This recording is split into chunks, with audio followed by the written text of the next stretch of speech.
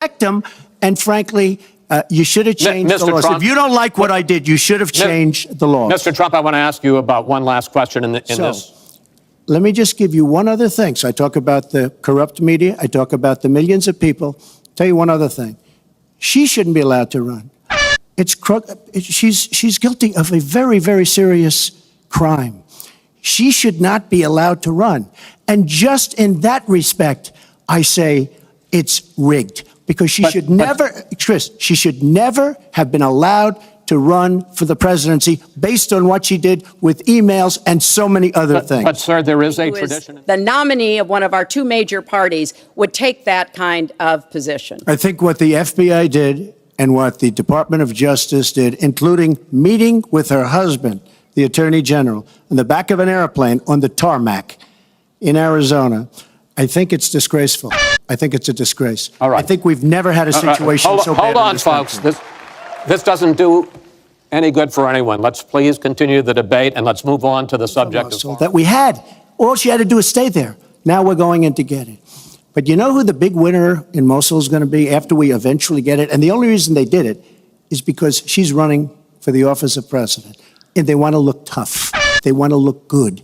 He violated, but she wanted to look good for the election. So they're going in. But who's going to get Mosul, really?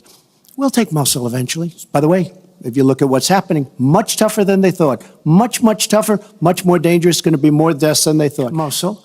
And you know who's going to be the beneficiary? Iran. Boy, are they making, I mean, they are outsmarting. Look, you're not there. You might be involved in that decision, but you were there when you took everybody out of Mosul and out of Iraq.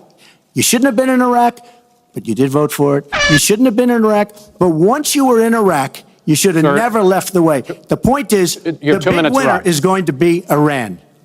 Well, you know, once again, it was a mistake. I've said that years ago.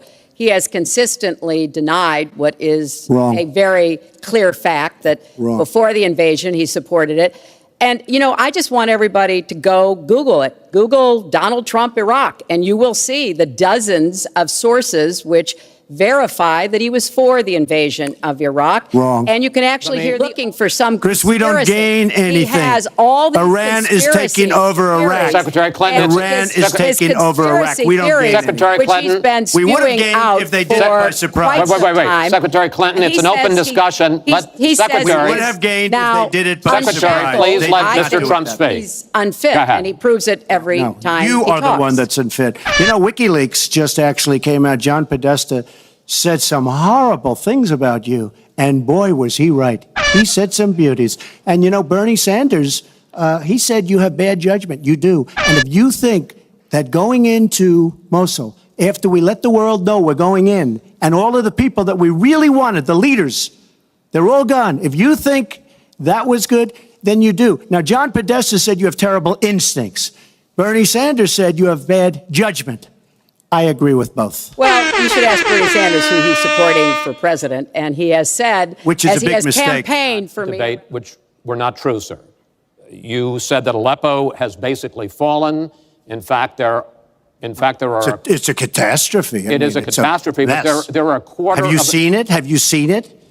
Sir, have you seen what's happened to Aleppo? If I might finish my question. Okay, so it hasn't fallen. Take a look at it. Well, there are 250,000 people still living there and being slaughtered. That's right. You also and they are being slaughtered because of bad decisions.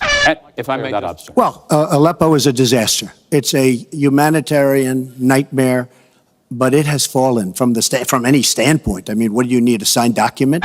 Take a look at Aleppo. It is so sad when you see what's happened.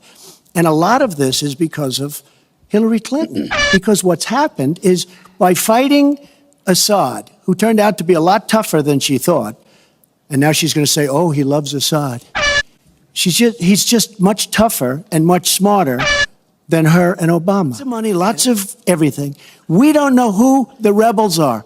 And when and if, and it's not going to happen because you have Russia and you have Iran now, but if they ever did overthrow Assad, you might end up with as bad as Assad is, and he's a bad guy. But you may very well end up with worse than Assad. If she did nothing, we'd be in much better shape.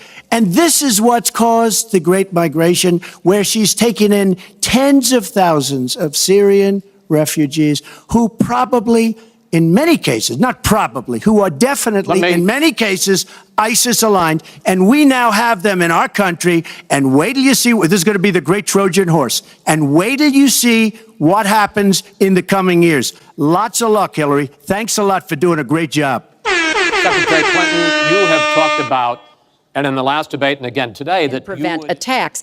In fact, the killer of the dozens of people at the nightclub in Orlando, the Pulse nightclub, was born in Queens, the same place Donald was born.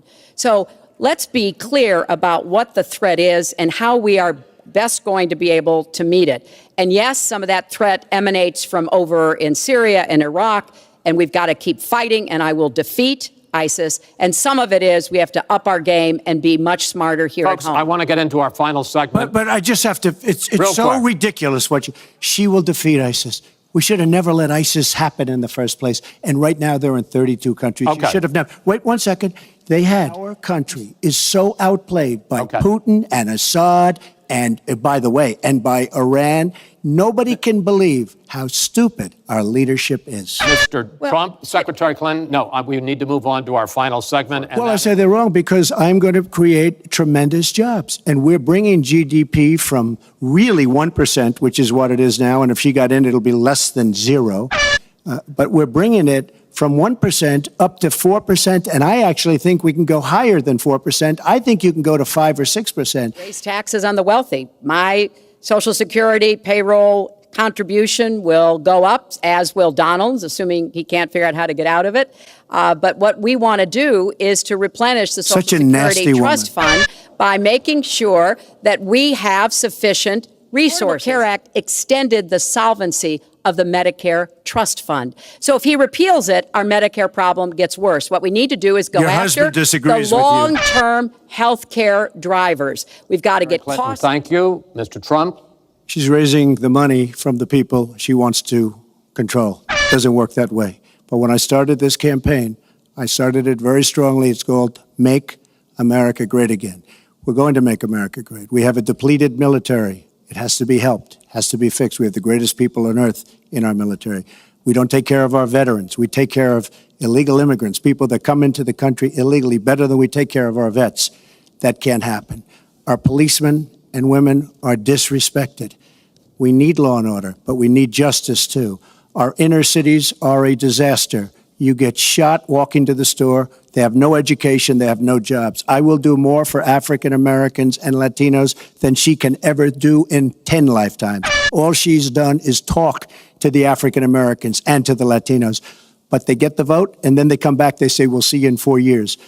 We are going to make America strong again, and we are going to make America great again, and it has to start now. We cannot take 4 more years of Barack Obama, and that's what you get when you get her. Thank you both. Secretary Clinton, hold on just a moment, folks. Secretary Clinton, Mr. Trump, I want to thank you both for participating in all 3 of these debates. That brings to an end this year's debate sponsored by the Commission on Presidential Debates.